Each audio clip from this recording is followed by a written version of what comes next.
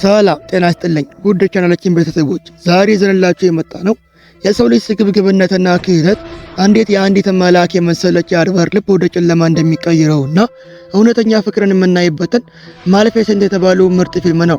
ቪዲዮውን ላይክ እና ቻናላችንን ደግሞ ሰብስክራይብ በማድረግ አብራችሁን ቆዩ። ወደ ታሪካችን የሚጀምረው ማሌፊሰንት በተባለች መልአክ የመሰለ ፊት ያላት አንድ ትንሽ አድባር ነው። ይህች ልጅ የተሰበረ የዛፍ ቅርንጫፍ በእጆቿ ይዛ አይኖቿን ስትዘጋ ቅርንጫፉ በሚገርም አስማት ወዲያውኑ ይቀናል። ከጭንቅላቷ ላይ የበሬ የሚመስሉ ሁለት ግዙፍ ቀንዶች የበቀሉ ሲሆን ከጀርባዋ ደግሞ የንስር የሚመስሉ ግዙፍ ክንፎች ተዘርግተዋል። እሷ አስደናቂ ፍጥረታትና ትናንሽ መናፍስት የሚኖሩበት የሞርሙስ አስማታዊ ደን ጠባቂ ናት። በየቀኑ ውብ ክንፎቿን እያማታች ከዳመና በላይ ትበራለች። ታዲያ ይህች ደስተኛ ታዳጊ አድባር ወደፊት መላው ዓለም የሚፈራ ጨካኝ ደመጣጭ ጠንቋይ ትሆናለች ብሎ ማሰብ ከባድ ነበር። የእሷ ወደ ጨለማ መቀየር የሚጀምረው በአንድ ጨካኝ ሰው ነው። አንድ ቀን የአንድ ሰው ልጅ ሕፃን በሚስጥር ወደ ደኑ ሰርጎ ገብቶ እንቁ ሲሰርቅ በትናንሾቹ መናፍስት እጅ ይያዛል። በሰዎችና በአድባራቱ ወገን መካከል የቆየ ጠላትነት ቢኖርም ደጓን ማሌፊሰንት ግን ልጁን አልጎዳቸውም። የተሰረቀውን እንቁ ብቻ እንዲመለስ አድርጋ ከደኑ እንድታስወጣው ታዛለች። የልጁ ስም ስቴፈን ይባላል። ልጁ ከመሄዱ በፊት ከሩቅ የሚታየውን ታላቅ ቤተ መንግስት እያሳየት አሁን ምስኪንና ደሃ ቢሆንም አንድ ቀን ግን የዛ ቤተ መንግስት ውስጥ ንጉሥ ሆኜ እኖራለሁ ይላታል። አክሉም ወላጆቹ እንደሌሉና ብቸኛ እንደሆነ ሲነግራት ማሌፊሰንትም እሷም የሞቱባት የቲም ስለነበረች ለልጁ ስቃይ ውስጥ ይገባል። እነዚህ ሁለቱ ብቸኛ ሕፃናት በመካከላቸው እንግዳ የሆነ ፍቅር ትስስር ይፈጠራል። ለመሰናበት እጅ ሲያያዙ በስቴፈን እጅ ላይ ያለው የብረት ቀለበት የማይክልን ቆዳ ያቃጥላታል። ብረት አድባራትን እንደሚያቆስል ስቴፈን ሲረዳ ያለምንም ማመንታት ውድ ቀለበቱን አውልቆ ውቅያኖሱ ጥለዋል። ምንም የሌለው ምስኪን ልጅ ለእሷ ሲል ውድ ነገሩን መጣሉ ልቧን ይነካዋል። እንቁ ሊሰርቅ የመጣው ትንሽ ሌባ ከእንቁ በላይ ዋጋ ያለውን የማይክልን ልብ ሰርቆ ይወጣል። ከዛን ጊዜ ጀምሮ ስቴፈን ማሌፊሰንትን ለመጠየቅ ዘውትር ወደ ደኑ ይመጣል። ሁለቱ አብረው ይጫወታሉ፣ በትዝታም ይዋሻሉ። ጥላቸውን ሙሉ በሙሉ ይረሱታል።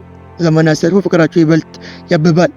በማሌፊሰንት የ16 ዓመት ልደት ዕለት ስቴፈን ከንፈሯን ስሞ የእውነተኛ ፍቅር ሳም ነው ይላታል። ነገር ግን ይህ ትልቅ ውሸት ነበር። ማሌፊሰንት አድጋ ውብና ኃይለኛ አድባር ትሆናለች። መላውን ደን የመጠበቅ ኃላፊነት ትረከባለች። ስቴፈን ግን ካደገ በኋላ በስልጣን ተምታውሮ እሷን መጎብኘት ያቆማል። የእውነተኛ ፍቅር ሳም ተራ ውሸት ሆኖ ይቀራል። በዚህ መሃል ጨካኙ የሰው ንጉሥ ሄንሪ የደኑን ውበትና ሀብት ለመቀማት ሲል ታላቅ ጦርነት ያውጃል። በሺዎች የሚቆጠሩ የታጠቁ ሰራዊት ይዞ ደኑን ሲወር ማሌፊሰንት ያለምንም ፍርሃት ብቻዋን ፊት ለፊት ትቆማለች። ወታደሮቹ ቢስቁባትም እሷ ግን በአስማት ከመሬት ስር ግዙፍ የዛፍ ተዋጊዎችን ትቀሰቅሳለች። በእነዚህ ግዙፍ ፍጥረታት ፊት የሰዎቹ የብረት ጋሻ እንደ ቅጠል ይረግፋል። ሰራዊቱ ሙሉ በሙሉ ይበታተናል።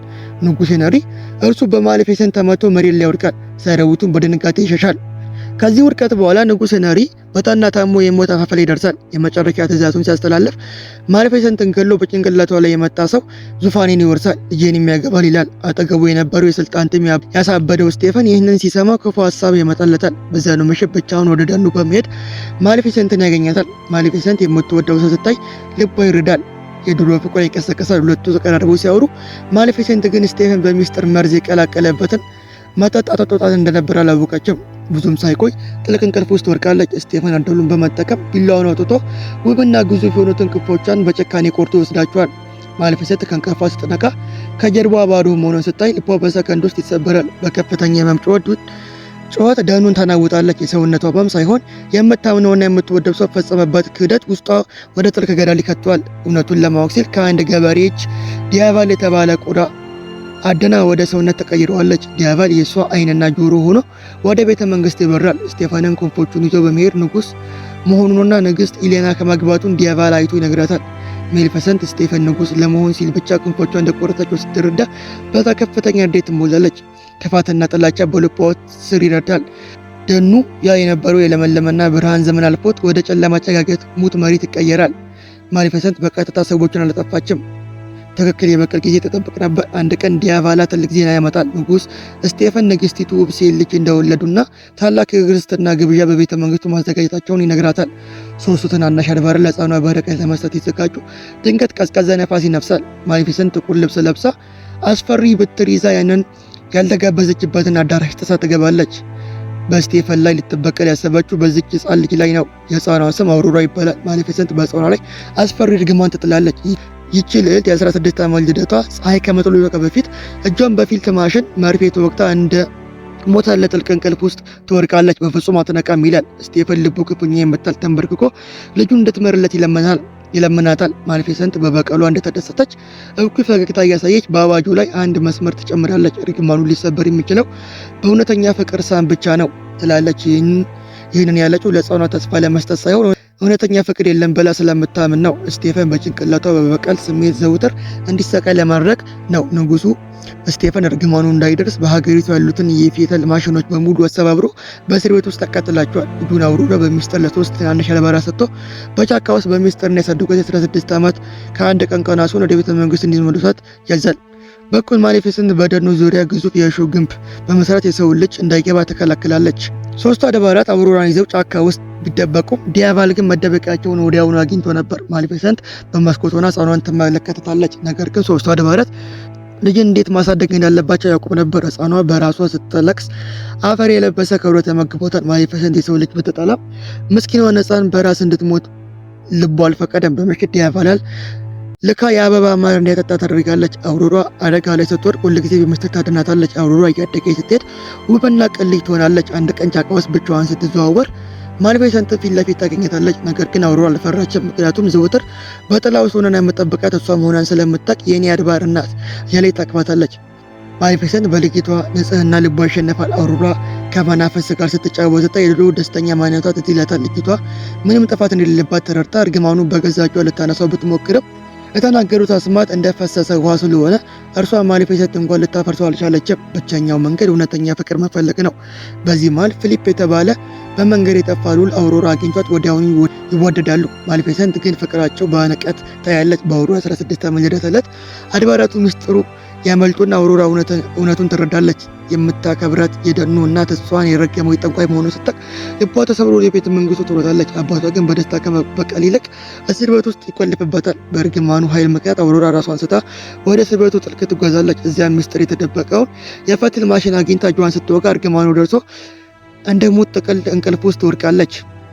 ማሌፊሰንት በሰራችው ተጸጽታ ልዑል ፊሊፕ በአስማት ይዞ ወደ ቤተ መንግስት በመስጠት ታስገባለች። ልዑል አውሮራን ቢስማትም አውሮራ ግን አልነቃችም፣ ምክንያቱም አንድ ጊዜ የተገናኙ ሰዎች እውነተኛ ፍቅር ሊኖራቸው አይችልም። ማሌፊሰንት ተስፋ ቆርጣ በአልጋ አጠገብ እያለቀሰች እስካሁን ድረስ ትዝታ በልቤ ይዤ እጠብቅሻለሁ፣ ይቅርታ አድርጊልኝ ብላ ግንባሯን በለስላሳ ስትስማት የሚገርም ተአምር ይፈጠራል። አውሮራ አይኖቿን ገልጣ ትነቃለች። እውነተኛ ፍቅር ማለት በወንድና በሴት መካከል ብቻ ሳይሆን ጠብቆ በማሳደግ ውስጥ የሚፈጠር የእናትና ፍቅር መሆኑ ይፋ ይሆናል። ከቤተ መንግስቱ ሊወጡ ሲሉ ግን ንጉስ ስቴፈን የብረት መረብ አዘጋጅቶ ማሌፊሰንትን ይዛታል። ማሌፊሰንት በብረት ስለሚጎዳ በሰቃይ ስትጮህ በአስማታው ዲያቫልን ወደ ግዙፍ ዘንዶ ትቀይረዋለች።